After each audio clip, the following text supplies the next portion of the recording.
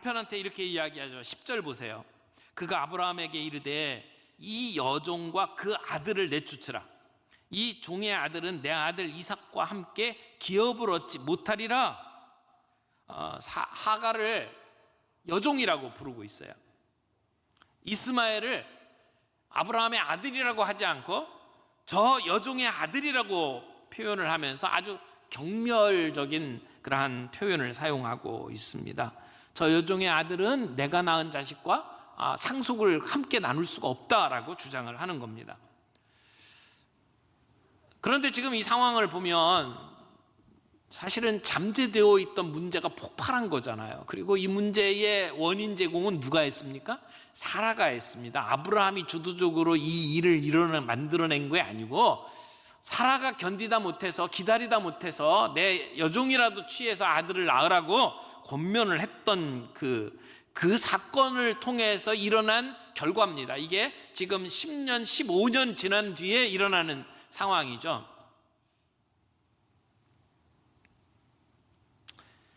엄밀히 말하면 하갈은 계속해서 여종이라고 말할 수 있을지 모르지만 이스마엘은 여종의 아들이 아닙니다. 아브라함의 아들입니다. 또 아브라함은 이스마엘을 자기 자식으로 인정하고 있었습니다. 그런데 지금 하갈은 여종의 아들이라고 이야기하고 내어 쫓으라고 요구를 하고 있죠. 자, 이 상황에 아브라함의 입장은 어땠을까요? 아브라함 굉장히 난처했을 겁니다. 본인이 어떻게 결정을 할 수 없는 정말 힘든 상황 속에 놓여 있을 겁니다. 이 모든 이야기 속에서 세 가지만 우리가 함께 좀 살펴보기를 원합니다. 첫 번째는 근심 속에 하나님께 문제를 내려놓는 아브라함의 모습입니다. 여러분, 지금 사라가 요구하는 이 요구는 정당한 게 아닙니다. 그 고대 근동의 이제 문화를 보고 풍습을 보게 되면 본처에게서 상속자인 아들이 태어난다 하더라도 몸종에게서 난 아들을 내어 쫓을 수는 없었습니다. 그에게도 어느 정도의 상속의 권리가 있었습니다. 그런데 사라는 여종에게서 난 이 아들에게 상속을 줄 수 없다고 내어 쫓으라고 지금 요청을 하는 겁니다. 여자 혼자서 그 고대 근동에서 살아나는 것은 거의 죽으라고 하는 것하고 마찬가지입니다. 너무 가혹한 처사입니다. 그리고 그 당시의 풍습도 그걸 허용하지는 않습니다. 그 당시의 문헌들을 살펴보면 본처가 후처의 자식들을 내어 쫓을 수가 없었습니다. 그런데 지금 사라는 이걸 내어 쫓으라고 지금 요구를 하고 있는 거죠. 이로 인해서 아브라함은 어떤 처지에 놓여져 있습니까? 11절 말씀 보세요. 아브라함이 그의 아들로 말미암아 그 일에 매우 근심이 되었더니, 여기 그 아들이라고 하는 것이 이스마엘을 이야기하는 거죠. 이스마엘을 내어 쫓아라 된다고 지금 본처가 이야기를 하고 있습니다. 이걸 말을 안 들었다가는 지금 집안이 지금 난리가 날 상황입니다. 들어줄 수도 없고 안 들어줄 수도 없고 진퇴양난의 이 괴로운 그러한 상황에 아브라함이 빠졌습니다. 어떻게 할 수가 없어요. 속수무책입니다. 그런데요, 그렇게 고민에 빠진 아브라함에게 하나님께서 뭐라고 말씀하십니까? 사라가 너에게 말한 대로 다 들어주라고 말씀을 하십니다. 그리고 아브라함은 마치 그 허락을 기다렸다는 듯이 그 다음날 새벽에 하갈과 이스마엘을 내쫓습니다. 아브라함이 왜 그렇게 무책임한 결정을 내리고 행동을 했을까요? 어떻게 보면 당장 떠나보내라고 하는 사라의 요구에 떠밀려서 어쩔 수 없이 그 하갈과 이스마엘을 내어 쫓는 이런 그 아브라함의 모습을 보면서 아브라함답지 않다라고 하는 생각이 들 수도 있습니다. 아브라함은 아무 대책도 없이 그저 사라의 그 성화에 못 이겨서 할 수 없이 지금 이 하갈과 이스마엘을 내어 쫓는 것일까요? 하란에서 다시 가나안 땅으로 들어올 때 하나님께서 아브라함에게 주셨던 말씀하고 너무 유사한 말씀이에요. 그때 뭐라고 그랬어요? 너 본토 친척 아비집을 떠나서 내가 내게 지시할 땅으로 가라 라고 말씀을 했죠. 그때 아브라함은 자기를 보호할 수 있는 모든 보호막, 알고 있던 사람들, 그리고 내가 안전을 보장받을 수 있었던 곳, 그리고 그 모든 자기의 편안함을 유지할 수 있던 그 모든 끈을 끊어버리고 그것도 어디로 가야 될지도 모르는 지시할 땅을 향해서 가라고 했을 때 아브라함이 그 길을 떠났어요. 그랬던 아브라함에게 지금 하나님이 뭐라고 말씀하니까 이스마엘을 떠나게 하라는 거예요. 그리고 내가 그로 큰 민족을 이루게 하겠다, 내가 그로 한 민족을 이루도록 내가 그를 지키겠다라고 하는 약속의 말씀이었습니다. 아브라함은 그때 주셨던 그 하나님의 약속, 민족을 이루겠다라고 했던 약속이 인간적인 방법으로 만들었던 이스마엘이 아니라 하나님의 방법으로, 기적적인 방법으로 나이 100세의 아들을 얻는 방식으로 자기에게 이루어 주신 것을 지금 보고 있습니다. 하나님의 약속은 반드시 이루어진다라고 하는 걸 아브라함이 지금 보고 있는 겁니다. 그런 아브라함에게 그 옛날 자기를 그렇게 내어 보냈던 하나님께서 이스마엘을 내어 보내라고 말씀을 하는 거예요.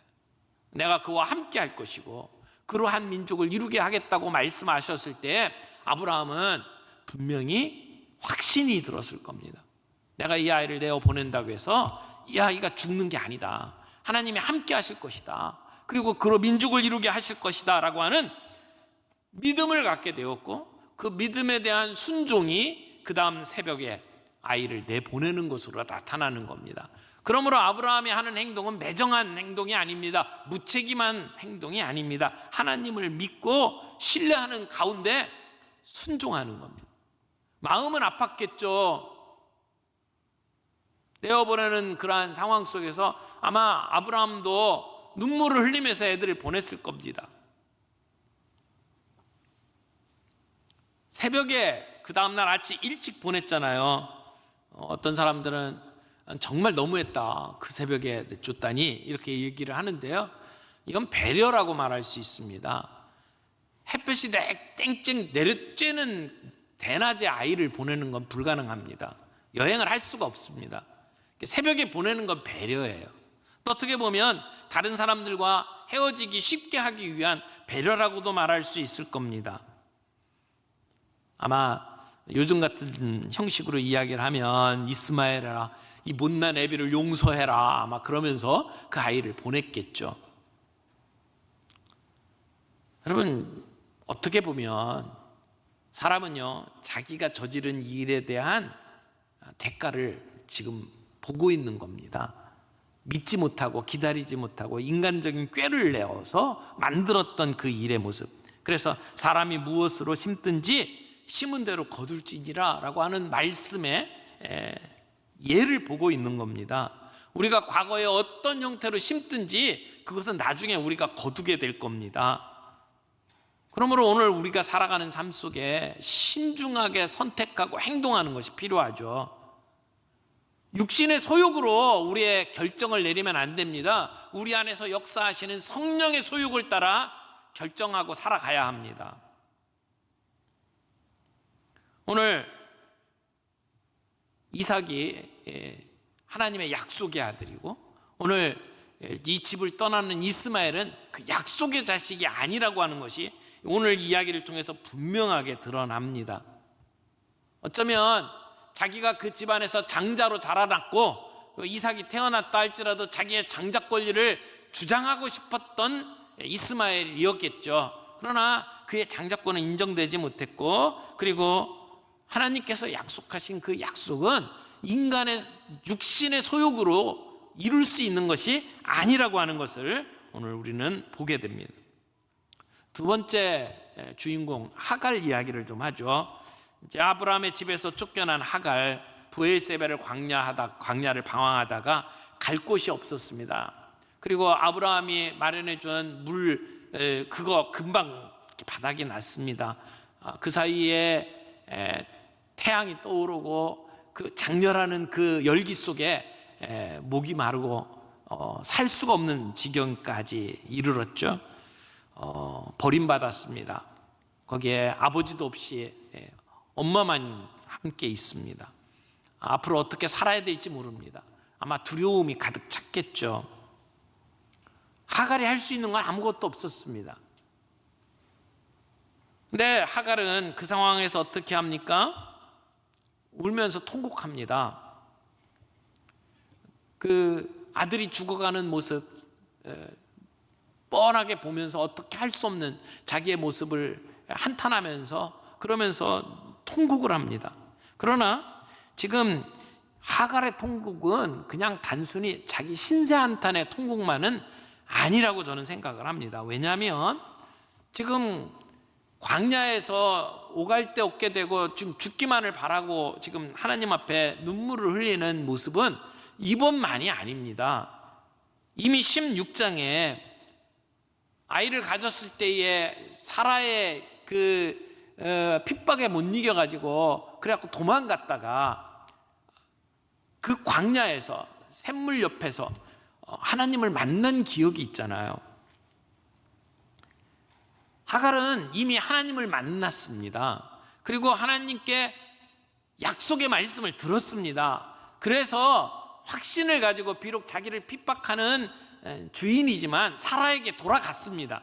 그리고 지금까지 아이를 낳고 버티면서 살아왔던 거거든요.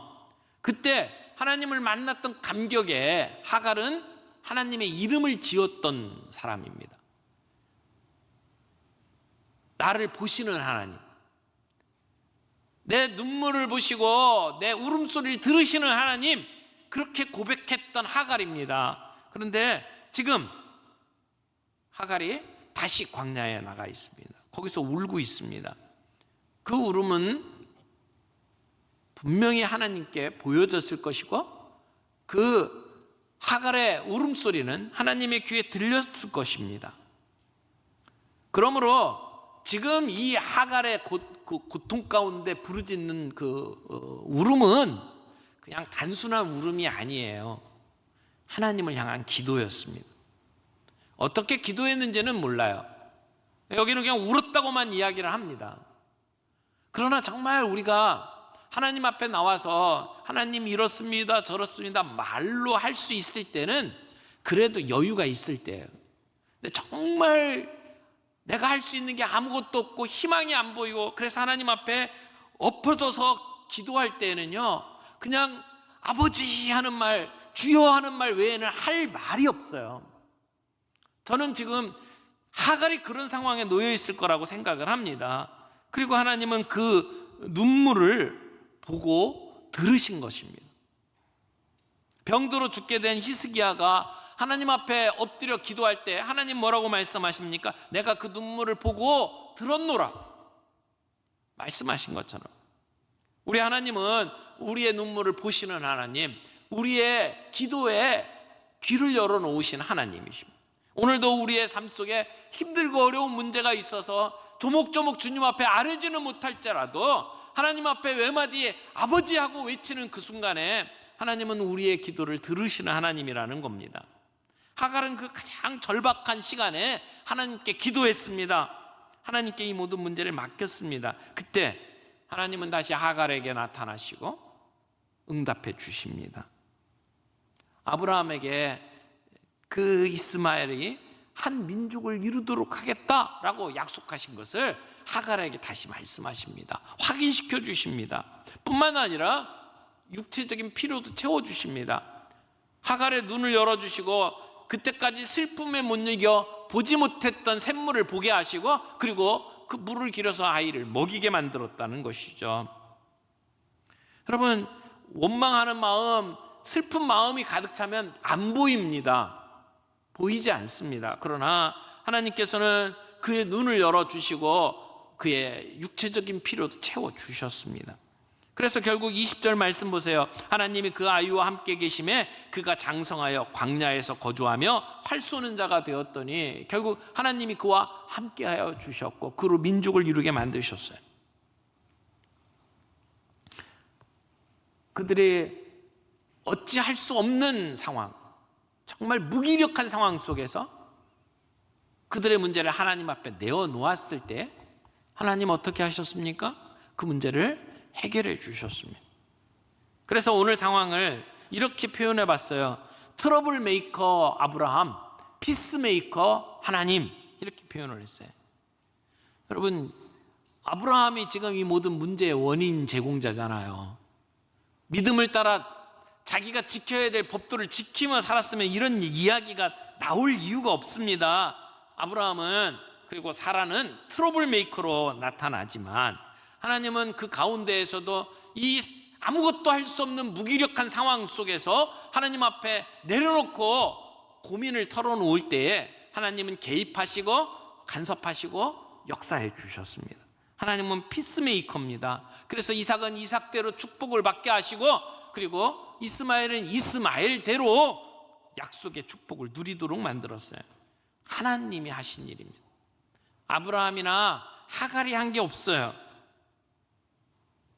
우리의 삶 속에 이러지도 못하고 저러지도 못하는 인생의 위기를 만났을 때에 우리의 그 알량한 지식과 힘을 가지고 무엇을 하려고 하기보다는, 하나님의 때를 바라보지 못하고 인간적인 방법으로 뭔가를 시도하기보다는 하나님을 바라보는 것이 제대로 된 방법이라는 것입니다. 하나님께 이 문제를 내려놓고 눈물로 기도했을 때 하나님은 그 가운데 찾아오셨습니다. 우리는 아무것도 할 수 없지만 하나님은 그 가운데 오셔서 이 문제를 선하게 해결해 주셨습니다.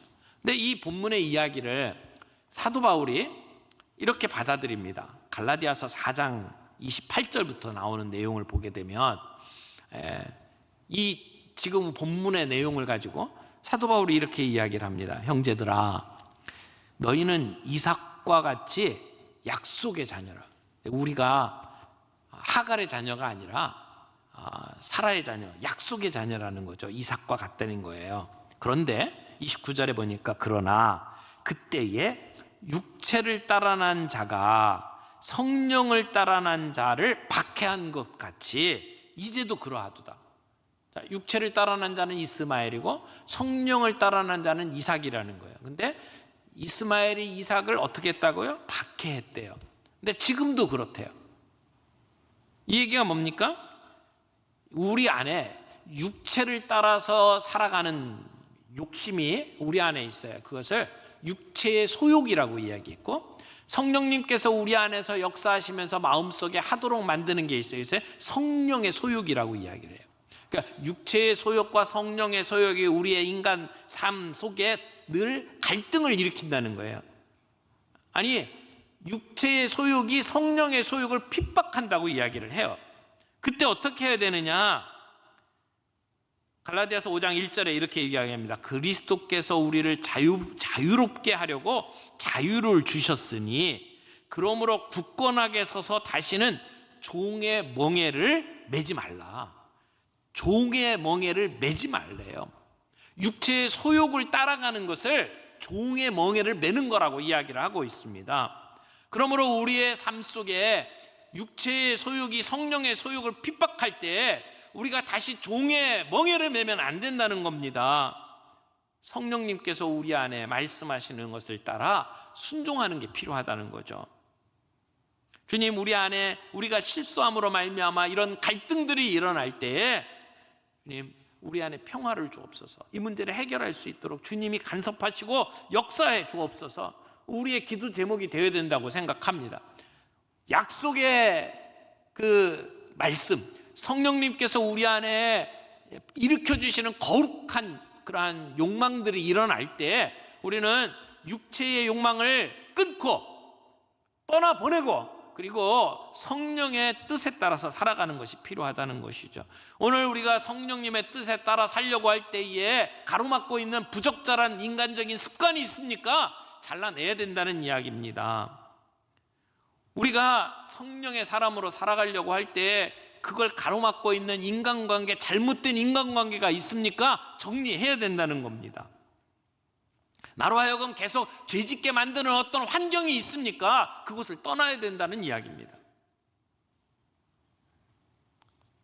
육신의 정욕, 육신의 소욕은 과감하게 결단하고 끊어내라고 오늘 우리에게 주시는 말씀입니다. 오늘 우리는 약속의 자녀입니다. 이삭과 같이 약속의 자녀입니다. 우리 성령님께서 우리에게 주시는 소욕을 따라 살아가는 것이 필요합니다. 그렇게 행동하는 것이 필요해요. 그렇게 순종하라는 거죠. 비록 인간적으로 아브라함처럼 고민이 되고 떠나보내는 게 힘들지라도 성령님께서 말씀하시면 순종하라는 얘기입니다. 회개할 거 회개하고 하라고 하는 말씀 앞에 순종하라는 말씀입니다. 사랑하는 성도 여러분, 우리 가정의 달을 맞이했습니다. 우리 가정 안에서 성령님께서 우리에게 말씀하시는 것이 무엇인지를 듣고 순종할 수 있기를 바랍니다. 부모들이 우리 자녀들에게 줄 수 있는 게 뭘까요? 정말 우리 부모들이 자녀들에게 줄 수 있는 가장 소중한 게 뭘까요? 가정의 달을 생각을 하면서 우리가 성령님께서 우리 안에 우리의 자녀를 위해서, 우리 가정을 위해서 정말 우리의 마음속에 불러일으키는 성령의 소욕이 무엇입니까? 성경은 늘 이야기를 합니다. 우리 자녀들이 계속해서 하나님의 말씀 앞에 설 수 있도록 앉았을 때든지 길을 걸어갈 때든지 언제든지 누워있을 때든지 일어날 때든지 하나님의 말씀을 가르치라고 이야기를 해요. 자녀들의 손목과 이마에 성경을 붙여놓으라고 이야기를 합니다. 그 얘기는 성경적인 세계관을 가지고 하나님의 말씀 앞에 서서 살아갈 수 있도록 아이들을 가르치라는 얘기잖아요. 그러려면 어떻게 하면 좋을까요? 저는 우리 자녀들에게 거룩한 습관을 길러주면 참 좋겠다, 이런 생각을 합니다. 우리 부모들이 해야 될 정말 중요한 책임이 있다면 우리 아이들에게 거룩한 습관을 길러주는 거예요. 우리 아이들의 건강을 위해서 엄마가 식단을 마련해 주는 것처럼, 또 아이들에게 일찍 자고 일찍 일어날 수 있도록 그런 습관을 길러주는 것처럼 하나님의 말씀 앞에 설 수 있는 그런 습관들을 길러주는 거예요. 그래서 하나님 말씀 앞에 서는 게 정말 기쁨이 될 수 있도록, 어떤 집에서는 아이들을 믿음으로 키우겠다고 하면서 가정예배를 드립니다. 근데 아이들이 크고 난 다음에 가정예배에 대한 기억이 정말 안 좋아요. 가정예배만 드렸다 하면 잔소리하고 그날 그 시간 예배 드린다고 가서 앉아있는 시간은 혼나는 시간이고, 그러면은요 예배 생각만 하면 지긋지긋해지는 시간이 돼버리죠. 우리는 말씀으로 키우겠다고 하면서 아이들을 정말 말씀 앞에서 지겹도록 만드는 죄를 짓고 있는 거죠. 아이들이 말씀 앞에 서는 것이 가장 행복한 시간이 될 수 있도록, 신나는 시간이 될 수 있도록 만들어주는 것이 필요하다고 생각을 해요. 그런 거룩한 습관을 길러주는 것이 우리 부모들이 해야 될 일이라고 하는 것이죠. 그래서 너무 도덕적으로 아이들에게 다가가서 이렇게 저렇게 훈계하는 것보다는 성경의 이야기를 들려주는 거예요. 오늘 같은 말씀들을 가지고 이 성경에 나오는 믿음의 영웅들이 이렇게 형편없는 모습들, 연약한 인간이지만 하나님이 그들 가운데 이렇게 역사하셨단다. 엄마 아빠도 마찬가지야. 연약한 부분이 있고 힘든 부분이 있지만 늘 하나님의 그 은혜를 바라보면서 우리들이 살아가고 있지 않니? 그런 이야기를 들려줄 수 있는 자리. 그래서 나중에 언젠가 우리가 이 세상을 떠나고 난 다음에 우리 아들이, 우리 딸들이 우리를 기억할 때, 맞아, 우리 엄마 아빠 연약한 부분이 있었어. 하지만 은혜를 사모하면서 사는 분이었어. 그렇게 기억할 수 있는 그런 부모로서 살아가야 되지 않을까 하는 생각을 함께 나누고 싶습니다. 우리가 문제를 일으켰지만 하나님은 우리 가운데 찾아오셔서 평화를 주시는 분이었어요. 그 평화를 오늘 우리가 누렸다면 우리도 내 주변에 있는 사람들에게 그런 피스메이커로 쓰임받으며 살아갈 수 있는 저희 모두가 되기를 바랍니다.